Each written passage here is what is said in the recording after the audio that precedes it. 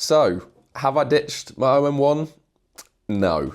But due to the fact that I've been doing a lot of video work, I've been wanting to get another body, and currently the OM1 Mark 1 or Mark 2 just isn't up to scratch for me. So I bought this, the Panasonic G9ii. Now, the main driver for buying this is, as I've mentioned, the video capabilities, but also the fact that it utilises the Micro Four Thirds mount, so I can still use all of my lenses that I've bought for the OM1. And it's also a fairly capable stills camera, so no matter which camera I've got in my hand, I'll be able to do a little bit of both. I bought this camera just before going out to Madagascar, which was in October. I will have a video on that out at some point, but I've got a lot of footage to go through. But yes, so it's been 4 months with this camera now, so I've really got to grips with it. I know all the little quirks that I don't like and everything that I really do like as well. For this video, I won't be going too incredibly in depth or doing any pixel peeping because there's already plenty of videos like that on YouTube and they'll do it a lot better than I can. This is simply going to be based on my experience using this camera for the last 4 months, and as an OM system user, there will undoubtedly be a little bit of comparison going on with this OM1.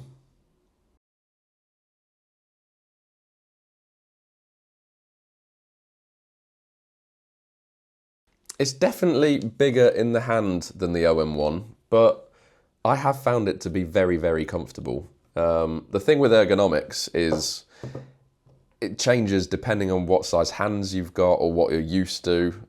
Personally, I find both very comfortable and very easy to use.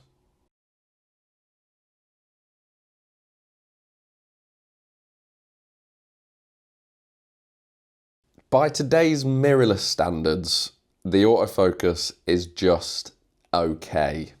I found it to be a fair amount stickier than the OM1 on any subject that's close to the lens, and it's much better at detecting wildlife that aren't birds. But I found it to be quite a lot slower at finding subjects in the first place. And when you've got birds that are relatively far away, I found it to be quite poor at finding those birds and sticking onto them, even with a clear sky. And also, once you're shooting in a low light situation, I have seen a bit of a drop off in how good the autofocus can be. Strangely enough, I almost feel like the autofocus within the video is better than the autofocus within the stills, which is the complete opposite of what you get with the OM1. So it sort of cements what I thought I already knew, which is if I'm predominantly going to be shooting stills, it'll be the OM1. And if it's predominantly going to be doing video, then it'll be the G9 Mark II.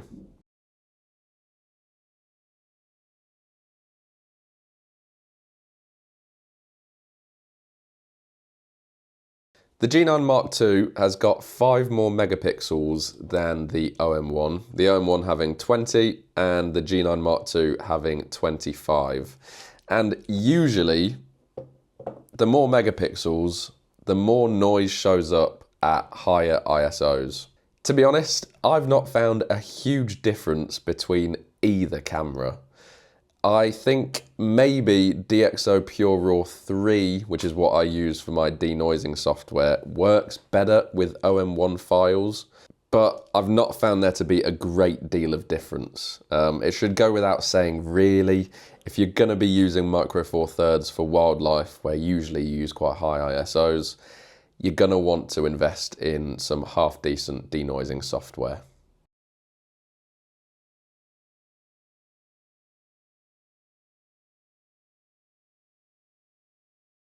This is one of the aspects where this camera excels. I've almost exclusively paired it with the Lumix Leica 100 to 400mm Mark 1, and even at 400mm, so that's a full frame equivalent 800mm, it is rock steady. And It gets even better when you're using video because you can introduce a crop within your video, which just adds even more electronic stabilization. So for handheld video and stills, this is great.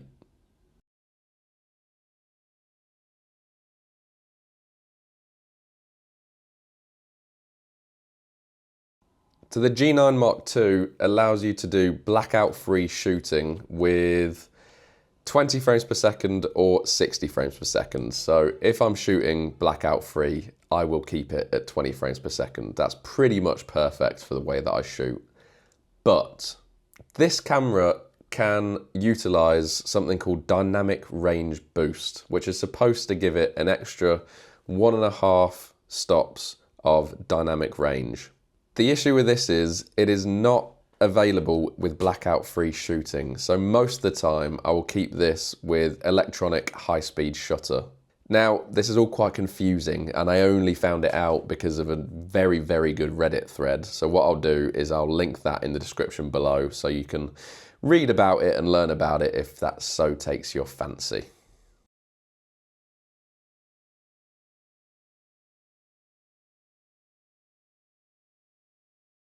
Again, this is an area where this camera excels. I do not use the G9 Mark II to anywhere near the limits of its capabilities.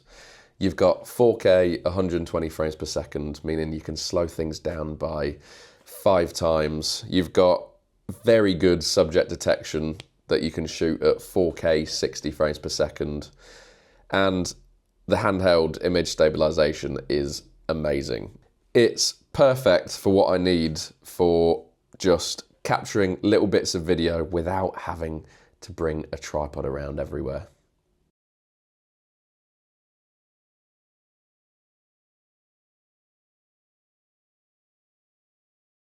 So something I never thought about before buying this camera, but I've since utilized to get this photo, is Lumix's Sync app. Now, there's a similar app for the OM1, but it's just much worse. This Lumix app basically allows for full control without physically touching the camera. So I was around 20 meters away from my camera when I took that photo. And yeah, it's just been a revelation for me, and I'm certainly going to use it a lot more in the future.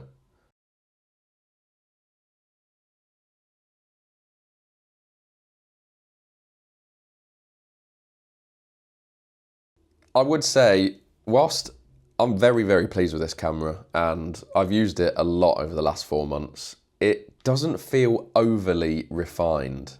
When using the constant preview mode, which is essentially the live view that shows you how your settings have affected the exposure, whenever I press down on my autofocus button, that constant preview disappears. I don't know whether any one of you guys have had that same problem, but I would love to know if there's a way around it. I also think that constant preview takes into account the effect of slow shutter speeds. So when I've been panning, trying to get slow shutter speed photos of birds, it just makes it very hard because it all just starts looking like a blurry mess. Battery life isn't the greatest in comparison to the OM1, although I think the OM1 has very, very good battery life. But I'll usually find 2 batteries probably last me a good session. File sizes for the megapixel count are massive. I'm used to having 20 megabyte files within the OM1, but these can top out at around 40 megabytes, so that's just something to keep in mind. And possibly one of the most annoying things is I'm not overly sure how well this camera has sold, because usually with most camera bodies there's a lot of information online. People have done YouTube videos detailing all sorts of different things, and I'm really struggling to find much about the G9 Mark II. But if you do know of any good resources, then do please let me know in the comments, because I'd be very interested in finding out. So there you go. If you are interested in seeing some more videos about the G9 Mark II, then do let me know in the comments, because I can certainly get around to creating some more content around that camera. For me, I'm just very pleased to have 2 bodies, and I've really not found moving from one to the other and from this one back very hard at all. I've set up the cameras as similarly as I can, and yeah, they're both really, really capable cameras, just both with their own little quirks. So, I hope you've enjoyed that video. Thank you very much for watching, and I'll catch you on the next one. Cheers.